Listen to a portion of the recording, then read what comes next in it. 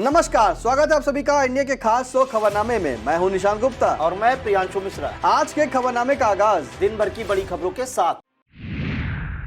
सबसे पहले नजर प्रमुख खबरों पर। सांसद ब्रजभूषण शरण सिंह की 5 जून को अयोध्या में होने वाली जनचेतना रैली स्थगित। यूपी की 18 लोकसभा सीटों को रेड जोन में रख खास तैयारी में जुटी भाजपा। भाजपा और सुभाषपा के फिर हाथ मिलाने की सुगबुगाहट हुई शुरू। प्रधानमंत्री स्वनिधि योजना में यूपी को मिला पहला स्थान। भाजपा ने अपने सांसदों को उपलब्धियां गिनाने का दिया निर्देश। यूपी पीडब्ल्यूडी में चल रही डिमोशन रेल, अब और 200 इंजीनियर हुए पदावनत। भारतीय सेना द्वारा 8 जून को सीतापुर में लगाया जाएगा कैंप। लखीमपुर के पूर्व जिला पंचायत अध्यक्ष आवास के गृह प्रवेश में अधिकारी, नेता, पत्रकार और समाजसेवी पहुंचे। केंद्र और यूपी में सरकार चला रही भाजपा के लिए कहा जाता है कि वह हर चुनाव को बड़ी गंभीरता के साथ लेती है, पूरी योजना बनाकर तैयारी के साथ मैदान में उतरती है। कुछ ऐसा ही आने वाले 2024 के लोकसभा चुनाव को लेकर सामने आ रहा है। भाजपा ने यूपी की सभी 80 लोकसभा सीटें जीतने का लक्ष्य तय रखा है। इसके लिए पार्टी में सरगर्मी तेज हो गई है। इन्हीं तैयारियों को आगाज करने के लिए भाजपा ने ताज नगरी आगरा को चुना हुआ है। यहां से 3 जून को भाजपा के राष्ट्रीय अध्यक्ष जेपी नड्डा चुनावी शंखनाद करेंगे। राष्ट्रीय अध्यक्ष का यहां पर जनप्रतिनिधियों, पदाधिकारियों और कार्यकर्ताओं के साथ बैठक का कार्यक्रम बना हुआ है। आगामी लोकसभा चुनाव में यूपी की सभी 80 सीटों पर भगवा लहराने की तैयारी में भाजपा जोखिम वाली लोकसभा सीटों पर नए सिरे से किलेबंदी करने में जुट गई है। पार्टी के आंतरिक सर्वे में यूपी की 18 सीटों को अधिक चुनौतीपूर्ण के रूप में चिन्हित करके रेड जोन में रखा गया है। यह सीटें बिजनौर, नगीना, सहारनपुर, मुरादाबाद, रामपुर, संभल, अमरोहा, बदायूं, मैनपुरी, फिरोजाबाद, श्रावस्ती, अंबेडकर नगर, रायबरेली, आजमगढ़, लालगंज, जौनपुर, घोसी, गाजीपुर की हैं। पार्टी की चिंता और भी इसलिए बढ़ी है कि इन 18 में से कई लोकसभा क्षेत्रों में हालिया निकाय चुनाव में भी भाजपा का प्रदर्शन संतोषजनक नहीं रहा है। लिहाजा भाजपा इन सभी 18 सीटों पर अपनी कमजोरियों को चिन्हित कर उन्हें दूर करने और जीत पक्की करने की रणनीति बनाने में जुट गई है।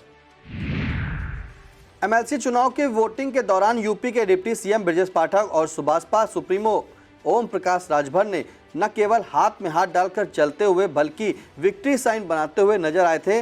उसी समय कयास लगाए जाने लगे थे कि क्या ओपी राजभर फिर से भाजपा के रथ पर सवार हो जाएंगे। अब भाजपा के आंतरिक सर्वे ने ओपी राजभर की अहमियत का खुलासा कर दिया है। भाजपा के आंतरिक सर्वे में आया है कि 2024 के लोकसभा चुनाव में भाजपा के मिशन 80 को पूरा करने के लिए सुभाषपा रालोद से कहीं ज्यादा बेहतर है। इसकी वजह बताई गई है कि रालोद का प्रभाव यूपी के जिस पश्चिमी क्षेत्र में है वहां पर भाजपा की पकड़ पहले से मजबूत है, जबकि सुभाषपा पूर्वांचल में मजबूत है। ऐसे में अगर सुभाषपा और भाजपा साथ होते हैं तो भाजपा को पूर्वांचल में तकरीबन 6 सीटों का लाभ हो सकता है। भाजपा ने इस गठबंधन की राह पर कदम बढ़ा भी दिया है। परिवहन मंत्री दयाशंकर सिंह और डिप्टी सीएम ब्रजेश पाठक की ओपी राजभर से खासी नजदीकियां भी हैं। इसे देखते हुए इन दोनों कद्दावर मंत्रियों को कमान सौंपी दी गई है। प्रधानमंत्री स्वनिधि योजना के क्रियान्वयन में उत्तर प्रदेश ने देश में पहला स्थान पाने का गौरव प्राप्त किया है। इसे लेकर नई दिल्ली के विज्ञान भवन में आयोजित एक कार्यक्रम में केंद्रीय आवासन एवं शहरी कार्य मंत्री हरदीप सिंह पुरी ने यूपी के सूडा निदेशक डॉक्टर अनिल कुमार को पुरस्कार सौंपा। बता दें कि छोटे व्यापारी और रेहड़ी पटरी दुकानदारों को आर्थिक मदद देने के लिए प्रधानमंत्री स्वनिधि योजना शुरू की गई थी। प्रधानमंत्री नरेंद्र मोदी ने कोरोना काल में इस वर्ग को लगी चपेट से उभारने के लिए 1 जून 2020 को योजना का शुभारंभ किया था। इसमें 10,000 तक के लोन का प्राविधान है, जिसे किस्तों में 1 वर्ष की अवधि में जमा करना होता है। यूपी में अब तक 12 लाख छोटे व्यापारी और रेहड़ी पटरी दुकानदार इस योजना का लाभ प्राप्त कर चुके हैं, जो देश में सर्वाधिक है। महिला सुरक्षा की दिशा में यूपी की योगी आदित्यनाथ सरकार ने बड़ा कदम उठाया है। इसके लिए यूपी के 18 शहर सेफ सिटी बनाए गए हैं। 17 नगर निगम और 1 गौतम बुद्ध नगर इसमें शामिल होंगे। इसी के साथ सभी 75 जिले के एक निकाय को भी सेफ सिटी बनाया जाएगा। सीएम योगी ने इसके लिए अफसरों को 6 माह का समय दिया है। इस योजना के तहत इन सभी सेफ सिटी में चलने वाली सिटी बसों में सीसीटीवी, पैनिक बटन आदि लगेंगे और साथ ही बटन के साथ ही कैमरा भी होगा जो कंट्रोल रूम से सीधा जुड़ा रहेगा। प्रमुख चौराहों और मेन बाजारों में पिंक टॉयलेट भी बनाए जाएंगे। कहते हैं आप वह बात क्यों पूछते हैं जो बताने के काबिल नहीं है। कुछ इसी तर्ज पर भाजपा ने अपने सांसदों को बड़ी मुसीबत में डाल दिया है। कारण है कि भाजपा ने अपनी केंद्र सरकार के 9 वर्ष पूरे होने पर अपने सांसदों को उपलब्धियां बताने का निर्देश दिया है। यह पहला मौका है जब भाजपा ने अपने किसी अभियान में सांसदों को आगे किया है। 9 साल पूरा होने के मौके पर 1 माह के कार्यक्रम होने हैं। पार्टी की कोशिश अपने सांसदों को सक्रिय करने की है। पार्टी के सर्वे में भी तमाम सांसदों को रिपोर्ट कार्ड ठीक नहीं मिला है। पार्टी ने निर्देश दिया है कि 2 बार के सांसद अपने क्षेत्र की जनता को 9 साल की उपलब्धियां बताएंगे, जबकि पहली बार चुने गए सांसद अपने मौजूदा कार्यकाल की उपलब्धियां बताएंगे। लखनऊ के ट्रांसपोर्ट नगर स्थित आरटीओ कार्यालय के फिटनेस सेंटर में अवैध वसूली को लेकर हुए बवाल के बाद जांच शुरू हो गई है। बताते हैं यहां पर अवैध वसूली का धंधा काफी पुराना से चल रहा है। अभी पिछले दिनों वसूली को लेकर वाहन मालिकों के साथ कर्मचारियों में कहासुनी और बवाल में बदल गया था। जमकर विवाद होने की सूचना मिलने पर अपर परिवहन आयुक्त ने 3 सदस्यीय कमेटी गठित कर दी है, जो इस मामले की जांच कर 10 दिनों में रिपोर्ट मुख्यालय को प्रेषित करेगी। लग रहा है इन दिनों यूपी के लोक निर्माण विभाग में डिमोशन की रेल चल रही है। गलत ढंग से पदोन्नत हुए 95 अधिशासी अभियंताओं को सहायक अभियंता बनाए जाने पर अब 200 और इंजीनियरों पर डिमोशन की गाज गिर गई है। यह कार्रवाई डिप्लोमा इंजीनियर संघ की शिकायत पर की गई है। यह इंजीनियर वर्ष 2010 में नियम विरुद्ध तरीके से प्रमोट कर दिए गए थे। इन्हें जूनियर इंजीनियर के पद से सहायक अभियंता अधिशासी अभियंता के पद पर तैनाती दे दी गई थी। अब यह सब फिर से जूनियर इंजीनियर बन जाएंगे। चित्रकूट जेल अधीक्षक संतोष कुमार की जमानत याचिका खारिज हो गई है। पीसी एक्ट कोर्ट के विशेष न्यायाधीश ने उनकी जमानत अर्जी को खारिज कर दिया। जेल अधीक्षक संतोष कुमार पर आरोप था कि उन्होंने अपनी जेल में बंदी विधायक अब्बास अंसारी को नियम विरुद्ध तरीके से सुविधाएं प्रदान की हैं। माफिया मुख्तार अंसारी के बेटे अब्बास अंसारी को चित्रकूट जेल में वीआईपी सुविधाएं उपलब्ध कराए जाने की सूचना मिलने पर चित्रकूट के डीएम एसपी ने दल बल सहित जेल पर छापा मार दिया था। इस दौरान अब्बास अंसारी अपनी बैरक से गायब मिले थे, जबकि जेल कार्यालय के बगल में एक कमरे में उनकी पत्नी निगहत बानो पकड़ी गई थी। इस मामले में निगहत बानो पर भी मुकदमा दर्ज हुआ था। इसके अलावा जेल अधीक्षक संतोष कुमार सहित 4 बंदी रक्षकों पर भी मुकदमा दर्ज किया गया था। अपने तीखे बयानों के लिए चर्चित यूपी के डिप्टी सीएम केशव प्रसाद मौर्य ने कांग्रेस नेता राहुल गांधी पर ट्वीट के जरिए तंज कसा है। बताते चलें, इन दिनों राहुल गांधी 10 दिनों की अमेरिका यात्रा पर हैं। रोज ही कहीं न कहीं उनके भाषणों का कार्यक्रम हो रहा है। इनमें दिए गए उनके वक्तव्य देश में सियासी बयानबाजी का अखाड़ा बने हुए हैं। अब डिप्टी सीएम केशव प्रसाद मौर्य ने कहा है कि राहुल गांधी देश के विरुद्ध प्रलाप कर रहे हैं। क्या वह अगला चुनाव अमेरिका में लड़ेंगे? डिप्टी सीएम ने ट्वीट किया कि लोकतंत्र को परिवार तंत्र समझ रहा गांधी परिवार प्रधानमंत्री के विरोध की हदें पार कर गया है। विदेश में आरोप लगाना अक्षम्य अपराध, भारत द्रोह है। मेरठ में एक गवर्नमेंट कारोबारी की दुकान पर बाइकर्स द्वारा फायर किए जाने से सनसनी फैल गई। मामला रंगदारी का बताया जा रहा है। कारोबारी सुदेश सैनी को फोन करके 5 लाख की रंगदारी मांगी गई है। आरोपी एक बसपा नेता की हत्या का आरोपी बताया जा रहा है। मामला इंचौली के लावड़ का है। कारोबारी की दुकान पर 2 सिपाही तैनात किए गए हैं। पुलिस बदमाशों की तलाश में जुट गई है। 2 जून को मथुरा के जवाहर बाग कांड को 7 साल पूरे हो गए। इस पार्क में शहीद हुए तत्कालीन एसपी सिटी मुकुल द्विवेदी की पत्नी ने जवाहर बाग पहुंचकर शहीदों को श्रद्धासुमन अर्पित किए।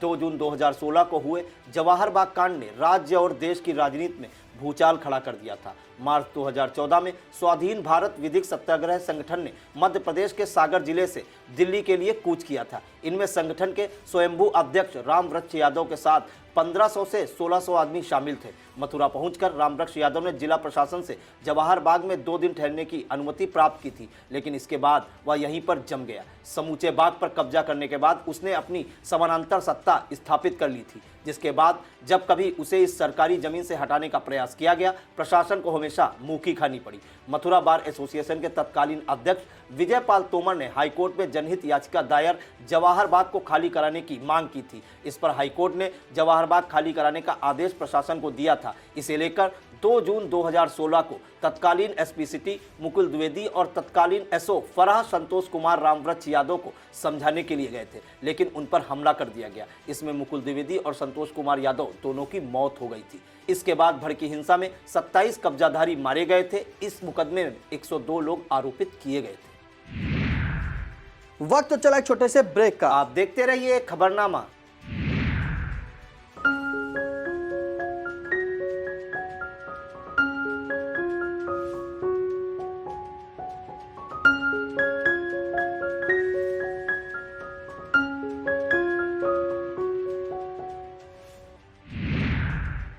जानते हैं कि वर्तमान समय में हर जेब में मोबाइल के रूप में कैमरा है, रिकॉर्डर है। पता नहीं क्यों फिर भी रिश्वतखोर हैं कि सुधरने को तैयार नहीं है। अब ऐसा एक मामला चंदौसी कस्बे का सामने आया है। यहाँ पर एक रिश्वतखोर बाबू का रिश्वत लेते हुए वीडियो वायरल हो रहा है। बताते हैं एरियर भुगतान की फाइल स्वीकृत करने के लिए बाबू ने शिक्षक से रिश्वत मांगी थी। परेशान होकर शिक्षक ने बाबू का वीडियो बना लिया, जो अब सोशल मीडिया पर जमकर वायरल हो रहा है। ग्रेटर नोएडा स्थित एक अंतर्राष्ट्रीय कोरियर कंपनी के गोदाम से 32 लाख के 280 मोबाइल चोरी हो जाने की घटना से हड़कंप मच गया है। यह मोबाइल हरियाणा और लखनऊ के लिए कंटेनर से भेजे गए थे। चोरी की इस घटना को लेकर गोदाम के कर्मचारियों और वाहनों के चालक परिचालकों पर शक जताया जा रहा है। फिलहाल सूरजपुर थाने की पुलिस जांच में जुट गई है। नोएडा पुलिस ने कमिश्नर लक्ष्मी सिंह के आदेश पर बड़ी कार्रवाई को अंजाम दिया है। इस कार्रवाई में बिना वीजा के रह रहे 16 अफ्रीकी मूल के नागरिकों को गिरफ्तार किया गया। इनमें 3 महिलाएं भी शामिल हैं। कमिश्नर ने नोएडा में रह रहे विदेशी मूल के सभी नागरिकों के सत्यापन का आदेश दिया था। इस दौरान बीटा 2 पुलिस ने सेक्टर 5 से इन 16 लोगों को गिरफ्तार किया है। मुख्यमंत्री योगी आदित्यनाथ के क्षेत्र गोरखपुर स्थित मेडिकल कॉलेज में जूनियर डॉक्टरों की गुंडई का मामला प्रकाश में आया है। आरोप है कि मेडिकल कॉलेज की अव्यवस्था से परेशान होकर एक मरीज द्वारा डिस्चार्ज मांगने पर जूनियर डॉक्टरों ने उसे ड्यूटी रूम में बंद कर पीट कर अधमरा कर दिया। पीड़ित की पत्नी ने गुलहरिया पुलिस को तहरीर दी है, जिसमें 2 डॉक्टरों को नामजद सहित 6 रेजिडेंट डॉक्टरों पर आरोप लगाया गया है। माफिया मुख्तार अंसारी के शूटर अंगद राय और उमेश राय को हाईकोर्ट से बड़ी राहत मिली है। बहुचर्चित राजेंद्र राय हत्याकांड में 16 साल से जेल की सजा काट रहे इन दोनों शूटरों को इलाहाबाद हाईकोर्ट ने दोषमुक्त कर दिया है। पार्षद से बदसलूकी के मामले में 2 सिपाही लाइन हाजिर कर दिए गए हैं। मामला मेरठ जिले का है। यहाँ के निगम पार्षद उत्तम सैनी ने पुलिस पर बदसलूकी का आरोप लगाया है। प्रकरण की शिकायत मुख्यमंत्री से किए जाने के बाद यह कार्रवाई की गई है। शहर के जेल चुंगी चौराहे पर हुई इस घटना को लेकर सीओ जांच सौंप दी गई है। माफिया सरगना अतीक अहमद और उसके भाई अशरफ की मौत के बाद जैसे हालात बनने की आशंका जताई जा रही थी, कुछ वैसे ही हालात बनते नजर आ रहे हैं। बताया जा रहा है कि अतीक अहमद के करोड़ों के साम्राज्य पर वर्चस्व को लेकर अतीक के गुर्गों में कभी भी गैंगवार छिड़ सकता है। जेल में बंद अतीक के गुर्गे खुले घूम रहे हैं, अपने गुर्गों को सक्रिय कर रहे हैं। इनमें से एक गुट अशरफ की पत्नी जैनब के संपर्क में है, जबकि अतीक की पत्नी शाइस्ता परवीन फरार चल रही है। महिला पहलवानों के आंदोलन को चर्चा में बनाए रखने के लिए नेता तरह तरह के काम कर रहे हैं। इसी कड़ी में उत्तराखंड के पूर्व सीएम और वरिष्ठ कांग्रेस नेता हरीश रावत सांसद ब्रजभूषण शरण सिंह पर लगे आरोप लिखी अर्जी लेकर हरिद्वार के हर की पौड़ी पहुंचे और उस अर्जी को मां गंगा को सौंप दिया। इस दौरान हरीश रावत ने कहा कि जिन खिलाड़ियों ने दुनिया में भारत का नाम रोशन किया, उन खिलाड़ियों का अपमान दुनिया देख रही है। केंद्र सरकार इनसे दुश्मनों जैसा व्यवहार कर रही है। आरिफ का सारस के बाद अब रविदास का सारस। चौंकिए नहीं, यहाँ पर बात लखनऊ के सपा विधायक रविदास मेहरोत्रा की हो रही है। बताते हैं कुछ समय पहले यह सारस मलिहाबाद इलाके में सपा विधायक रविदास मेहरोत्रा को मिला हुआ था। वह इसे लेकर चले आए। देख रेख और उपचार के बाद जब सारस स्वस्थ हो गया तो विधायक ने उसे लखनऊ के प्राणी उद्यान को सौंप दिया। लोकसभा चुनाव के लिए पूरी तरह से तैयारियों में जुटी भाजपा ने अब लखपति दीदी अभियान चलाएगी। यह अभियान 19 जून तक जारी रहेगा। इस अभियान में पीएम आवास की लाभार्थी महिलाओं से पीएम मोदी के नाम पत्र लिखाए जाएंगे और लाभान्वित महिलाओं की फोटो नमो ऐप पर अपलोड की जाएंगी। भाजपा इस अभियान के जरिए महिला लाभार्थियों तक पहुंचने की योजना बना रही है। लखनऊ की पारा पुलिस पर खेलो इंडिया कार्यक्रम में लगी बस के ड्राइवर को बेरहमी से पीटने पर आरोप लगा है। इसी के साथ ड्राइवर ने 26,000 रुपए रिश्वत लेने का आरोप भी पुलिस पर लगाया है। बताते हैं एक बाइक सवार बस में पीछे से टकरा गया था, जिसके बाद ड्राइवर को चौकी में बेरहमी से पीटा गया। बाबुओं के कारनामे अजब गजब होते हैं। यह कब किसको मुसीबत में डाल दें कहा नहीं जा सकता। ऐसा ही एक कारनामा वरिष्ठ पुलिस अधीक्षक मुरादाबाद के कार्यालय से आया है। यहाँ पर एसएसपी कार्यालय में तैनात क्लर्क ने एसएसपी हेमराज मीना से गलत आदेश जारी करा दिया। इसमें 8 फायरमैन की पदोन्नति का आदेश हुआ था। आरोपी क्लर्क संजय कुमार ने यह आदेश मार्च 2023 में जारी करा लिया था। मामला पकड़ में आने के बाद आरोपी संजय कुमार सहित 8 अज्ञात फायरमैन के विरुद्ध मुकदमा दर्ज कर लिया गया है। सांसद ब्रजभूषण शरण सिंह की अयोध्या में होने वाली जन चेतना रैली स्थगित हो गई। इसकी वजह विश्व पर्यावरण दिवस पर 5 जून को अयोध्या में तमाम कार्यक्रम आयोजित होना बताया गया है। अयोध्या के अंचल अधिकारी एसपी गौतम ने बताया कि 5 जून को होने वाले अन्य कार्यक्रमों को मद्देनजर रैली के लिए मांगी गई अनुमति को खारिज कर दिया गया है। उन्होंने बताया कि रैली के लिए यह अनुमति भाजपा पार्षद चमेला देवी ने मांगी थी। आप खबरें जनपद सीतापुर से। भाकियू राजू गुप्ता संगठन के पदाधिकारियों ने विभिन्न मांगों का ज्ञापन एसडीएम सिधौली राखी वर्मा को सौंपा। इस दौरान प्रदेश अध्यक्ष प्रकाश सिंह परमार, जिला प्रभारी आशीष सिंह, जिला अध्यक्ष राजेश यादव, सर्वेश अवस्थी, भूपेंद्र तोमर, गोपाल नारायण आदि तमाम लोग मौजूद रहे। पिछले काफी समय से मात्र 20 रुपए में आमजन को भरपेट भोजन उपलब्ध कराने वाली गौ कृपा रसोई को भी चोरों ने नहीं बख्शा। सीतापुर कोतवाली से 20 कदम और जिला अस्पताल से केवल 10 कदम की दूरी पर स्थित गौ कृपा रसोई में चोरी की इस घटना से शहर की पुलिस व्यवस्था पर सवाल खड़े हुए हैं। इस बाबत कोतवाली में अज्ञात के खिलाफ तहरीर दे दी गई है। भारतीय सेना की तरफ से 8 जून को सीतापुर में एक कैंप का आयोजन किया जाएगा, जिसमें 11 गोरखा राइफल्स के रिकॉर्ड ऑफिसर और उनकी टीम मौजूद रहेगी। यह टीम सीतापुर जिलाधिकारी से मिलकर सैनिकों की प्रशासन से संबंधित समस्याओं का समाधान कराने में सहयोग करेंगी। इसी के साथ प्रोजेक्ट संबंध के लिए युद्ध में और शांति काल में वीर गति को प्राप्त हुए जवानों के परिवारों का डाटा बैंक भी तैयार करेगा, जिससे समय समय पर उनसे संपर्क स्थापित उनकी समस्याओं का समाधान किया जा सके। सीतापुर स्थित पुलिस लाइन में साप्ताहिक परेड का आयोजन किया गया। एसपी खुले सुशील चंद्रभान ने परेड का निरीक्षण करते हुए मान प्रणाम ग्रहण किया। इसके बाद एसपी ने पुलिस लाइन 112 प्रशिक्षण कार्यालय, स्वाट कार्यालय, कैंटीन और आवासीय परिसर का निरीक्षण करते हुए साफ सफाई का विशेष ध्यान रखे जाने का निर्देश दिया। भाजपा के सीतापुर जिला कार्यालय मंत्री जितेंद्र मेहरोत्रा को केंद्रीय उपभोक्ता सहकारी भंडार सीतापुर का निर्विरोध अध्यक्ष और प्रणीत सिंह को निर्विरोध उपाध्यक्ष चुने जाने पर भाजपा के जिला संगठन सहित कार्यकर्ताओं में खुशी की लहर है। तमाम भाजपा कार्यकर्ताओं ने जितेंद्र मेहरोत्रा और प्रणीत सिंह को शुभकामनाएं दी। सीतापुर भारतीय किसान मंच की मासिक बैठक जिलाध्यक्ष सुनील राजवंशी की अध्यक्षता में की गई। इसके मुख्य अतिथि प्रदेश सचिव शैलेंद्र राज रहे। संचालन तहसील अध्यक्ष अनिल राजवंशी ने किया। बैठक में जिलाध्यक्ष ने संगठन की जिला कार्यकारिणी को भंग कर नए पदाधिकारियों का मनोनयन कर दिया। इस बैठक में नौशाद अहम, सत्येंद्र प्रताप सिंह, अखिलेश गौतम, मदन सरनाम, विकास राज आदि तमाम लोग मौजूद रहे। अब खबरें पड़ोसी जनपद लखीमपुर खीरी से। लखीमपुर खीरी के मैगलगंज इलाके में बंदरों से परेशान चल रहे किसानों ने अपनी मुसीबत से निजात पाने का अनोखा तरीका अपनाया है।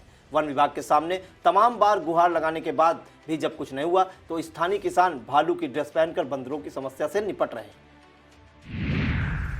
लखीमपुर खीरी के निगासन तहसील स्थित खैरटिया गांव की 400 एकड़ जमीन के कब्जेदारों को बड़ा झटका लगा है। इलाहाबाद हाई कोर्ट की लखनऊ बेंच ने इस भूमि पर राज्य सरकार के हक को जायज ठहराया है। यह फैसला न्यायमूर्ति राजेश सिंह चौहान की पीठ से आया हुआ है। वर्ष 1980 में इस जमीन को 58 लोगों को पट्टे पर दिया गया था। इसके बाद राज्य सरकार ने जमीन पर वापस कब्जा कर लिया था। 1984 में इसे वन संरक्षित भूमि घोषित कर दिया गया था। इसी संबंध में दयाशंकर व अन्य द्वारा दाखिल याचिकाओं पर यह फैसला आया है। लखीमपुर खीरी जिला मुख्यालय स्थित विलोबी मेमोरियल हॉल पर अधिवक्ताओं का धरना दूसरे दिन भी जारी रहा। पुलिस के व्यवहार से नाराज अधिवक्ता दूसरे दिन भी धरने पर बैठे रहे। इस दौरान अधिवक्ता संतोष शर्मा व विनय तिवारी ने मीडिया को बताया कि विपक्षियों ने घर में घुसकर उनकी पत्नी से मारपीट की थी। पुलिस ने कोई कार्रवाई न करते हुए उल्टे हम लोगों के विरुद्ध झूठा मुकदमा दर्ज कर दिया। धरना दे रहे अधिवक्ताओं ने कहा कि अगर हमारी मांगों पर उचित कार्रवाई नहीं होती है तो सड़कों पर उतरेंगे, साथ ही मुख्यमंत्री और डीजीपी से कार्रवाई की मांग करेंगे।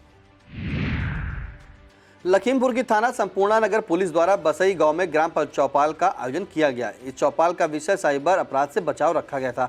इस दौरान उपस्थित ग्रामीणों को साइबर क्राइम के प्रति जागरूक किया गया। साइबर सेल टीम द्वारा जागरूकता के लिए पंपलेट का वितरण कराया गया। लखीमपुर खीरी स्थित गढ़ी रोड शिवाला पूर्वा में पहलवान बाबा के स्थान पर विगत वर्षों की भांति इस वर्ष भी भंडारे का आयोजन किया गया। इस दौरान मधुर भजनों के साथ कव्वाली, नाद, कीर्तन आदि बजने से माहौल भक्तिमय हो गया। इस स्थान पर भंडारे का आयोजन मीडियाकर्मी राजू राठौर करते आए हैं। भंडारे में सहयोगी के रूप में सूरज राठौर, अनुज मिश्रा आदि मौजूद रहे। पूर्व जिला पंचायत अध्यक्ष नरेंद्र सिंह का लखीमपुर शहर में बन रहा मकान काफी दिनों से चर्चा का विषय बना हुआ था। इस भव्य इमारत का काफी धूमधाम से गृह प्रवेश किया गया। सुबह पूजन अर्चन के बाद जनपद सीतापुर एवं लखीमपुर के तमाम गणमान्य नागरिक, नेतागण, अधिकारी, पत्रकार, समाजसेवी या यूं कहें कि कोई भी वर्ग ऐसा नहीं बचा हुआ था जो इस शुभ अवसर पर पूर्व जिला पंचायत अध्यक्ष नरेंद्र सिंह एवं उनके परिवार को बधाई देने न पहुंचा हो। यह भव्य इमारत काफी दिनों से अपने गृह प्रवेश का इंतजार कर रही थी। विदित हो काफी प्रतिष्ठित यह परिवार मितौली ब्लॉक का रहने वाला है एवं इस परिवार की बरसों से राजनीति में दखलंदाजी रही है। नरेंद्र सिंह पूर्व ब्लॉक प्रमुख बलबीर सिंह के पुत्र हैं। पूर्व जिला पंचायत अध्यक्ष नरेंद्र सिंह का पूरा परिवार राजनीति में अलग अलग पदों पर अपनी पहचान बनाए हुए है। काफी बड़ा परिवार होने के बावजूद सभी लोग संयुक्त रूप से एक हवेली में ही रहते हैं, क्योंकि व्यापार और राजनीति का केंद्र बिंदु लखीमपुर शहर रहा है। इसी कारण वर्षों से आवश्यकता थी कि नरेंद्र सिंह अपना मुख्यालय शहर में ही बनाएं और यह परिकल्पना आज उनके परिवार ने साकार कर दी। इस अवसर पर सीडीओ अनिल कुमार सिंह, बीएसए लक्ष्मीकांत पांडे सहित जनपद के ज्यादातर अधिकारी मौजूद थे। राजनीतिक हस्तियों में खीरी के सांसद और केंद्रीय गृह राज्य मंत्री अजय मिश्र टेनी, धौराला की सांसद रेखा वर्मा, भाजपा प्रवक्ता जुगल किशोर, मितौली के विधायक सौरभ सिंह सोनू और सीतापुर के जिला पंचायत अध्यक्ष सहित शायद ही कोई गणमान्य परिवार जनपद का ऐसा बचा हो जो इस अवसर पर शुभकामनाएं देने न पहुंचा। वहीं पत्रकारों में आई इंडिया के editor in chief doctor Pankaj Singh Gaur, Lakhimpur के ब्यूरो चीफ श्यामजी अग्निहोत्री, दैनिक जागरण के धर्मेश शुक्ला, हिंदुस्तान के मयंक वाजपेयी, राष्ट्रीय सहारा के ऋषभ त्यागी सहित अन्य पत्रकारों की तरफ से भी इस अवसर पर बधाइयां दी गई। यह था आज का खबरनामा। आप देखते रहिए आई इंडिया। हमें दीजिए इजाजत। नमस्कार।